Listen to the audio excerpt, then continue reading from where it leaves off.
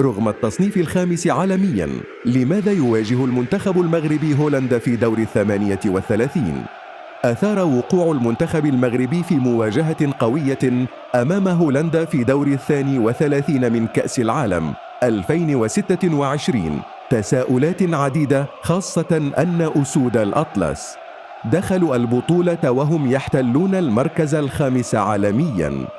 والحقيقة أن التصنيف العالمي يفيد المنتخبات قبل انطلاق البطولة فقط، حيث يستخدم لتحديد أوعية القرعة وتجنب الوقوع في مجموعات صعبة.